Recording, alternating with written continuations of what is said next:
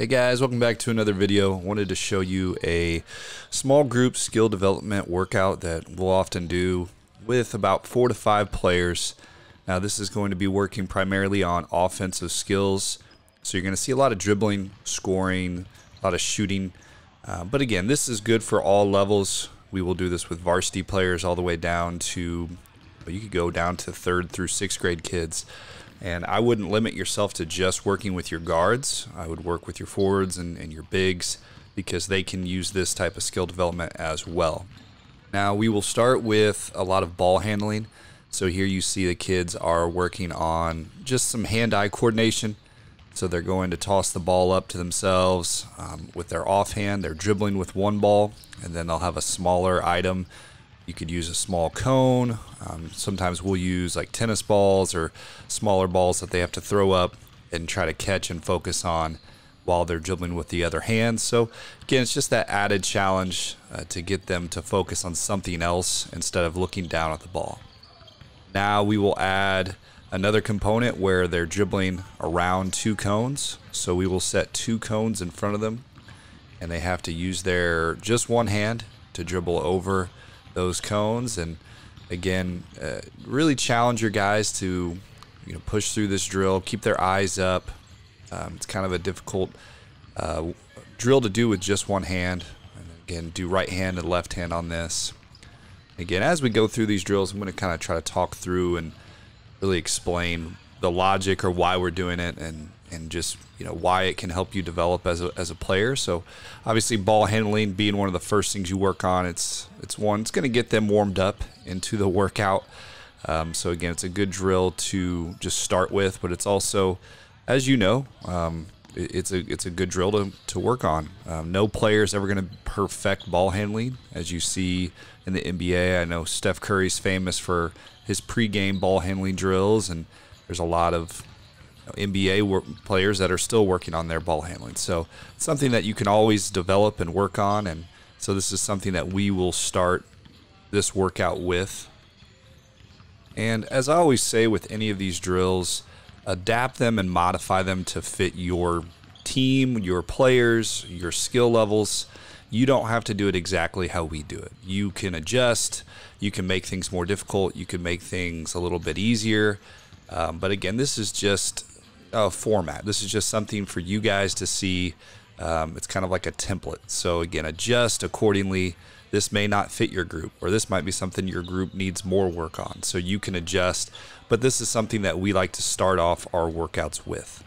For our next drill, we'll move to the top of the key and work on our diamond drill. So we will put cones and a diamond, and here we are working on a good jump stop at the top of the key. And we're going to work on different scoring options out of this jump stop. So we want to be able to go right and left out of these moves. Again, we want them to be short and compact and be able to finish at the rim. We will expand into jump shots and different ways to score. But this is a good drill to really work on different scoring options to the basket and around the top of the key. So here you see we start off with a jump stop, a short rip, and then we're keeping those dribbles really tight and compact. So again, these players are going to the right with a crossover, coming back, quick crossover into a finish layup. Then they will move to the left side.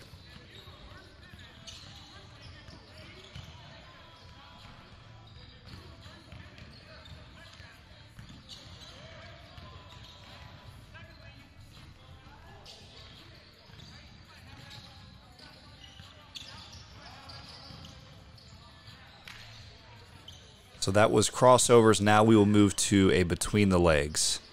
Now at the end of the between the legs, we will work on a different type of finish. With each move, we change our finish. So here we're adding a high off the glass finish. So we're acting as if there's a shot blocker or somebody that's at the rim where you have to finish high off the glass. And I think this is a good drill to work on, especially at a young age, because oftentimes you see kids miss layups on the short end. So they miss it and it hits the rim. So this is a good drill to work on getting it high. Again, high finish off the glass. It takes a little bit of touch, but again, I think it's a good drill to work on. It's a challenge even for older kids.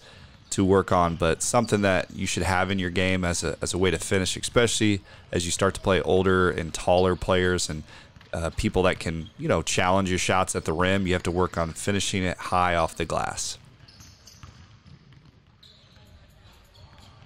The next one we will add will now be behind the backs, but now at the last cone, we are going to add a Euro step. So some type of move, say there's a player down there that's trying to take a charge or maybe loaded up as a defender, and you need to avoid the contact. So here we're going to go behind the back and add a Euro step. We like to add that Euro step through the lane, avoid that charge, working on that finish.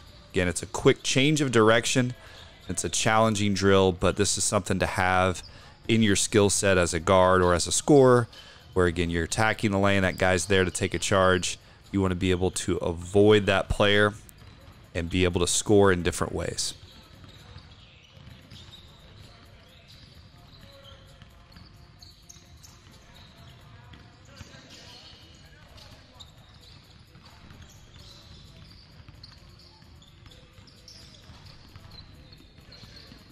Now we have finished all our layups in this drill, so now we will start to add a different type of scoring option. Now we're going to stop for a quick pull-up. This could be a floater, or some players like to do this as a pull-up jump shot right there. But again, working on now that player's backed up or you have him on his heels, you got to be able to, again, stop quickly with a nice pull-up. Now we really focus on using our eyes and using our movements to keep that player on his heels. So it needs to be a quick rise up for this shot.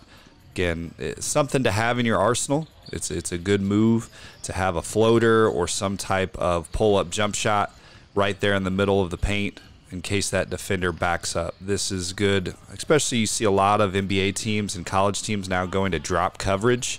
So you see when they guard a ball screen, you're going to see a lot of the bigger guys that are helping off the ball screen. They're going to drop into the paint and try to basically protect the basket.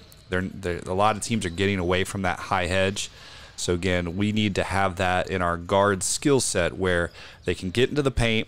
And again, it's a quick movement. So again, here I'm talking about looking that player off.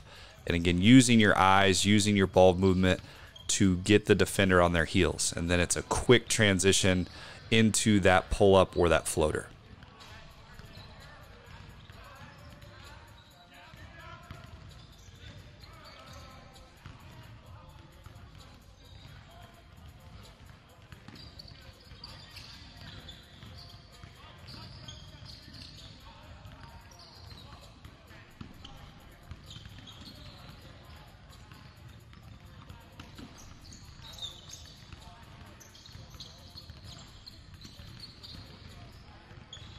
Now this next drill is a really good series that I like to use on the wing. So here we're going to work on jab steps and using that jab to create space, but we're also working on coming off of a ball screen from the wing. So here again, the guards are going to jab step to try to get that defender to react, and then we're simulating like they're coming off of a ball screen, tight to the ball screen, and working on different finishes here. So right now we're just working on that, that layup where you're getting down the lane, you're getting to the other side. So again, we like to jab to the baseline just to get that defender off you or get that defender to react, and then you're downhill close to the screen. Now you could put a chair there, you could put, some people have those bigger items that you can use to simulate a screener. We're just using a cone here. But again, this is just a drill to get them acclimated to coming off a ball screen into a finish. Now this next move is one of my favorites as well. This is working on a spin move. So here, the help side or the defender really cuts you off. So we like to add this into our offensive skill sets where you have that defender on your hip and you can spin off of him, use his momentum against him, and spin to the basket. You see this move a lot, at the guard level. Elite scorers have this in their arsenal, especially when you play a very aggressive defender that's trying to cut you off. It's always good to have this. It shields the ball from the defender. Again, this is for any types of skill sets, but again, I think this is a really good move to have in your game. especially when you start playing against defenders that are going to go for steals, gamble, or they're going to be ultra aggressive trying to cut you off. You can use their momentum against them and spin and create another scoring option.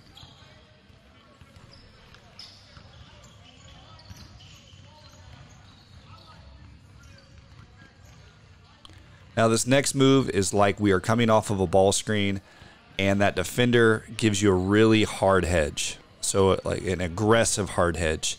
We want our players to be able to split that trap or split that hedge and create a scoring option at the basket. This is a really good move. Now it's not always going to work, but anytime you play a team it's a little loose in their hard hedges or their traps and they're going to jump out, we know they're going to be aggressive. It's good to have this in your skill set just to keep the defense honest. Occasionally, they'll give you a little bit of space, and you have to have guards that can split that trap or split that hard hedge off of a ball screen and get to the basket and score. Now, a lot of the moves we just showed you were primarily scoring at the basket. So now we're going to go back and we're going to add that layer of scoring off the dribble with a jump shot. Some type of jump shot here. So we go back to the top to our diamond and we're going to work on pull-ups. So here again, we're going to add jab steps, get the defender off you, hopefully create some space and be able to 1 or 2 dribble pull-up.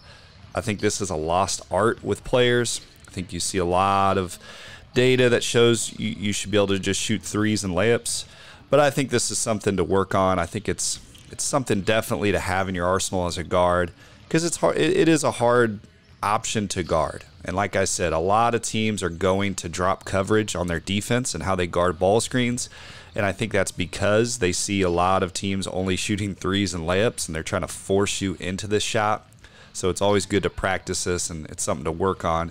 But being able to get into that paint, kind of mid-range pull-up, but again, being able to create space with a jab step as well. And then again, this is just something to always have at any level of basketball.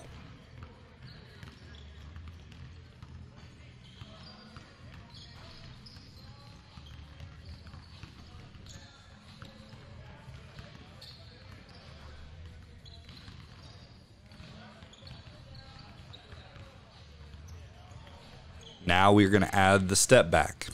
Again, I think this is a lost art as well, but you see elite scorers can create space with a step back. Now, it's something, you're not going to do it a lot, but it's something that you may need at the end of the game. If you play with a shot clock, you may need it to be able to create space and get your shot off. So again, I think this is always a good thing to have in your scoring repertoire. And my last point on these shooting drills is it's often good to make them competitive. So if you have a small group of 4 to 5 players, it's better to go to a certain number of makes rather than just getting the reps in. So I think it's good to make it competitive and say, all right, hey, we're going to go first to 3 makes or first to 5 makes in whatever you're doing. So that's a good added challenge to your players within your group. Now this next move is a move that Kobe Bryant really made famous. It's nothing special, but just about getting to an area where you feel comfortable being able to score. So again, getting down to this baseline in 2 to 3 hard dribbles, getting to your spot, rising up and shooting. So this is kind of a Kobe Bryant type of move. So we will work on creating separation. So off that jab, you have to get somewhere off the dribble, maybe 2 to 3 dribbles, get down to that baseline side, rise up for your shot.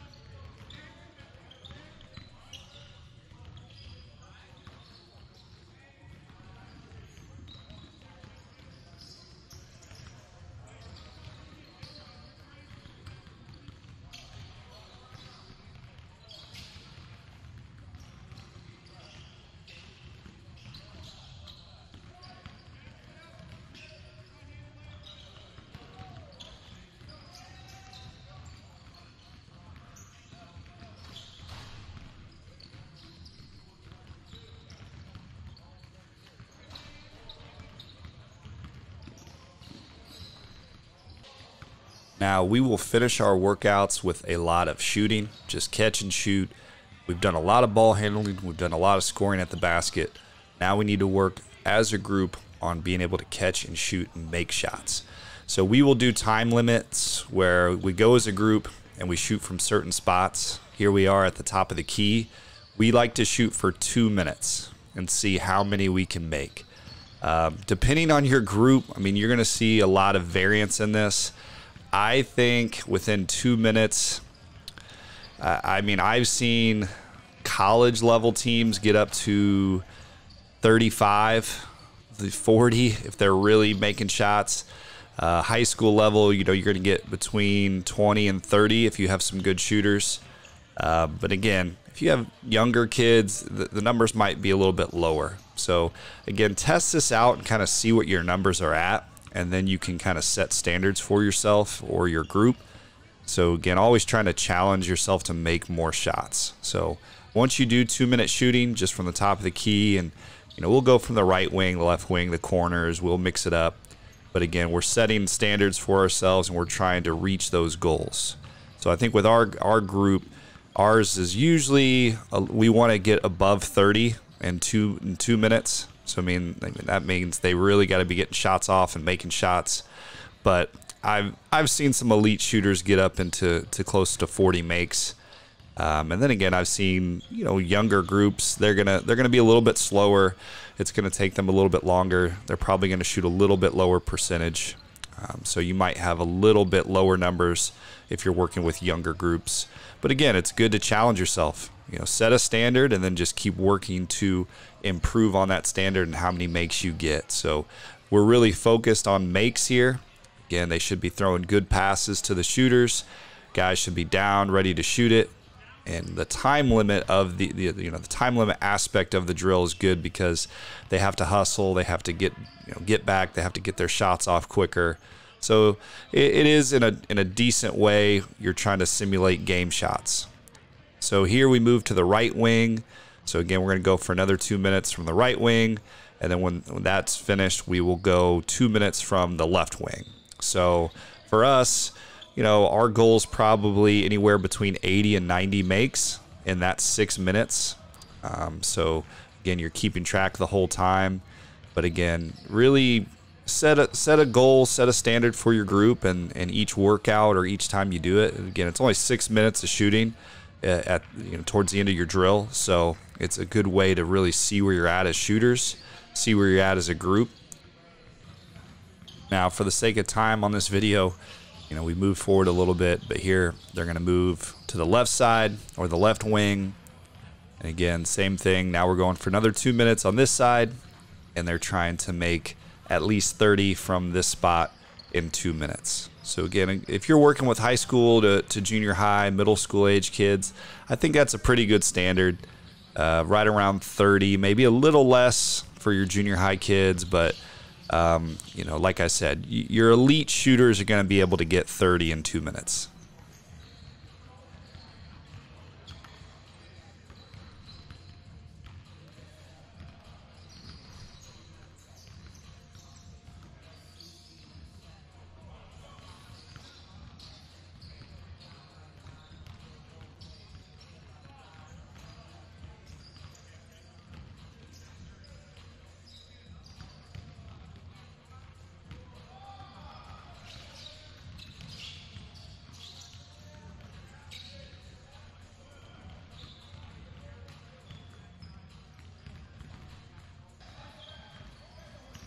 Now, to give them a little bit of rest because they've been shooting for 6 minutes straight, they'll be a little gassed, they'll be a little winded.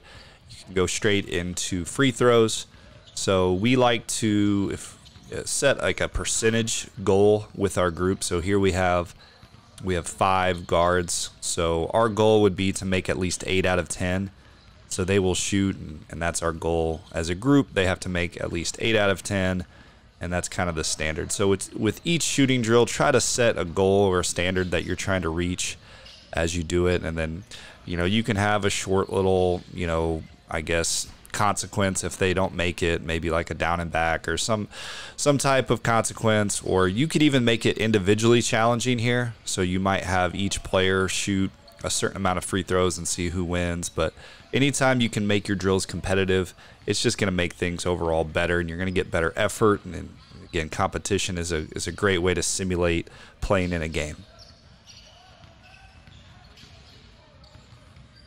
Now, another thing that we like to work on is making reads off of a ball screen. So I see this as a challenge with a lot of younger players is they can come off a ball screen to score, but as you increase your level and defenses get a little more sophisticated, as you get to the high school level, there's a lot of guards that struggle to make the right pass or the right read off of a ball screen. So here we are working on, again, simulating you're coming off the ball screen, and that weak side, or sorry, that baseline defender is helping off the corner. So he's basically sinking into the paint where he would be helping on the roll or the big guy. So that guard has to be able to fill up, and that player coming off the ball screen has to be able to deliver that pass. So we'll work on, as he comes off, he's really probing or he's kind of searching that middle, and then he's reading that defense. If that guy sinks down, he's got to be able to deliver a good pass. And he has to be able to deliver a strike for a shot, because that defender, he's tagging, as what people call tagging, where he's down on the block. But he's going to fly out. He's going to recover quickly. So that pass and that shot has to happen with a good sequence. This guy has to come off, attack, and he's got to deliver a strike right to his hands, right for a shot. So this is a good drill that we work on, just adding that layer of reading the screen and being able to pass and shoot. Side, and again, making a similar read. Again, this is a little bit more difficult for your right-handed players because it can either be a left-handed pass, and again, they have to deliver that strike, but a lot of players are going to be probably find it a little bit easier to come off and maybe jump stop, or maybe take kind of like a step back to create space and deliver that pass. But again, it's good to work on both angles here, because again, your players have to be able to throw those passes and be able to make that read off of a ball screen.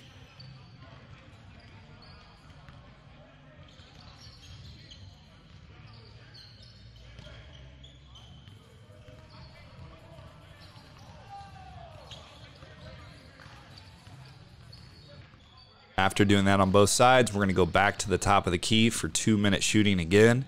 So here again, we've kind of set that earlier standard, and now they know what they're trying to reach or what their goal is as a group. And so you go again for 2 minutes at the top of the key, and you're seeing how many they can make.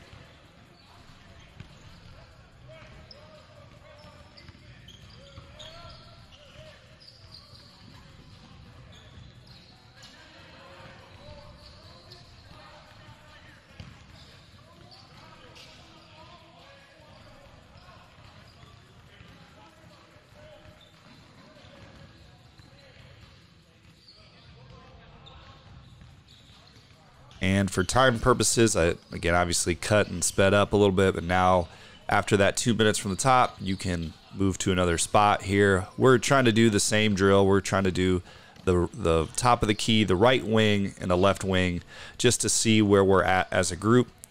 Now, again, I encourage you, if your offense takes a lot of corner threes, or you want your players to work on corner threes, that's something that you could add to this drill. Make your players, instead of going to the wing, they could go to the corner.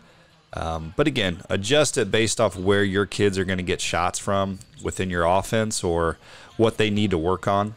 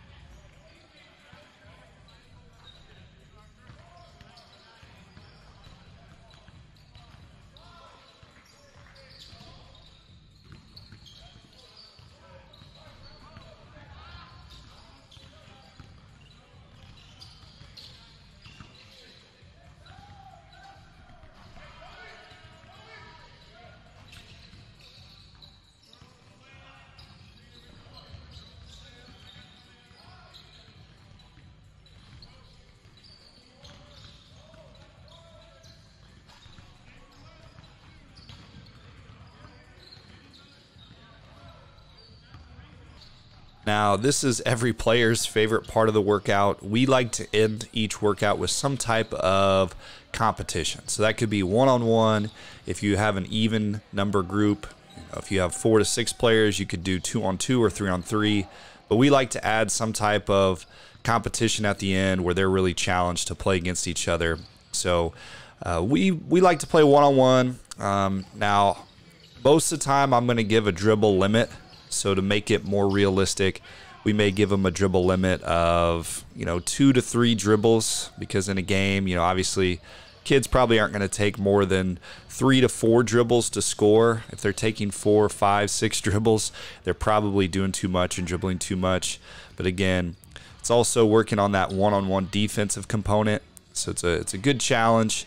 And again, each player likes to end with some type of competitive drill. So I encourage you to add something at the end that the players are they're gonna enjoy, and obviously they're gonna get their competitive juices going, and you can move to different spots here. You don't always have to go from the top of the key, but again, it's a good drill to work on different aspects, and now trying to put all that skill work together, and being able to score one-on-one is a lot of time what basketball comes down to is you need a player that can just go get a basket. It's down, it's the end of the game, or maybe you're trying to come from behind. You need players that can just go get you a bucket. So this is a good drill to work on. Like I said, we'll go to a certain amount of points, maybe 4 or 5. And a lot of times we'll give them dribble limits and things like that. We often make the defense get the rebound as well. I like to add that challenge. Some people just give them, once you miss the shot, it's over. I try to make it as competitive as possible where they have to get the rebound as well. And like I said, you'll go to a certain amount of points, maybe 4 or 5, and then you can move to a different spot.